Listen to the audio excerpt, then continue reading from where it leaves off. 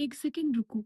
तुम्हारे पेरेंट्स ने कभी तुम्हें हर्ट करने की कोशिश नहीं की, फिर भी तुम आज एंग्शियस फील कर रहे हो। अगर तुम पेरेंट हो तो ये बात ध्यान से सुनो। कभी तुमने ये सोचा नहीं होगा, जाने अनजाने में तुम अपने बच्चे को एंग्शियस फील करा रहे हो बिना तुम्हें पता चले। बच्चा पार्क में गिर गया तो तुम दौड़ते हो। होमवर्क मुश्किल था तो तुमने कर दिया। दोस्तों के बीच में लड़ाई हुई तो तुम बीच में आ गए। ये लव है, मैं समझती हूँ। लेकिन बच्चे का माइंड एक चीज सीखना चाहता है कि ये चीज मैं कर सकता हूँ।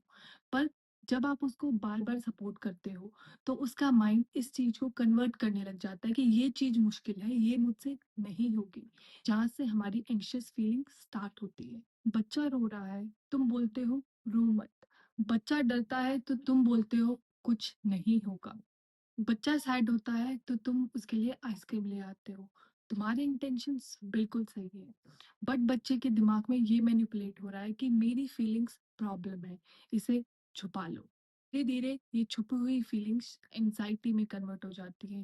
पहले तो वो सप्रेस हो जाती है, बट वो धीरे धीरे हमारी लाइफस्टाइल, हमारे बिहेवियर, इन सब चीजों में कन्वर्ट होने लग जाती है। सॉल्यूशन बिल्कुल सिंपल है, सिर्फ इतना बोलो, हाँ बेटा, डर लग रहा है, मैं हूँ, तुम्हारे साथ हूँ। बस तुम फिक्स मत करो, उसके साथ रहो। और फिर आती है सबसे इम्पोर्टेंट बात, कि तुम बच्चे से बार बार पूछते हो कि सब ठीक है ना।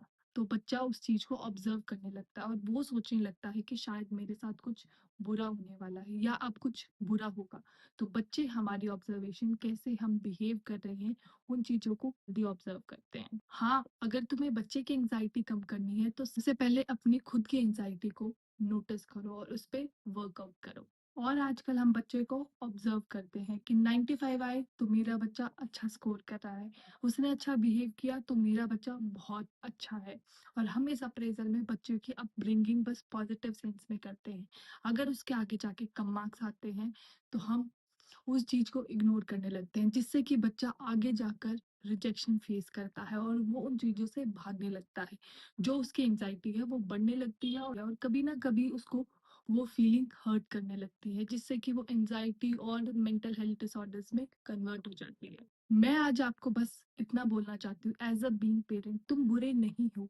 बस हमें एज अ बीइंग पेरेंट हमें अपने वर्ड्स पे काम करना चाहिए। हमारे ऊपर डिपेंड करता है कि हम अपने बच्चे को कैसा फील कराते हैं, कैसा वो बिहेव करता है, क्या उसकी एंजाइटी, क्या उसका स्ट्रेस, क्या वो फील कर रहा है। हम उससे बैठ के बात करें, कन्वर्सेशन करें। मेजर पॉइंट इज कि हम उससे कैसे कम्युनिकेट करते हैं, कैसे हम उसको कंफर्टेबल फील कराते हैं कि वो अपनी फीलिंग्स, जो भी वो फील कर रहा है, वो हमें बता पाए।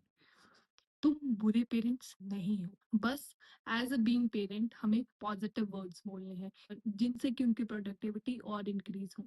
कि पेरेंट्स की एटलीस्ट उनके माइंड में ये रहे कि एटलीस्ट मेरे पेरेंट्स मेरे साथ हैं, वो मुझे सपोर्ट करते हैं चाहे मैं कुछ भी करूं। और इतना आप अपने बच्चे से ट्रस्ट बनाइए, कम्युनिकेट कीजिए, इतना कंफर्टेबल फील कराइए उसको कि वो आपसे आके अपनी सारी चीजें, जो भी वो फेस कर रहा है, जो भी उसकी डे टू डे लाइफ में चल रहा है, वो आपसे आके शेयर कर पाए। अगर आपको ये वीडियो हेल्पफुल लगा है तो प्लीज इसे शेयर कीजिए और पेरेंट्स तक इसे पहुंचाइए। Thank you. Subscribe to my channel and follow me on Instagram.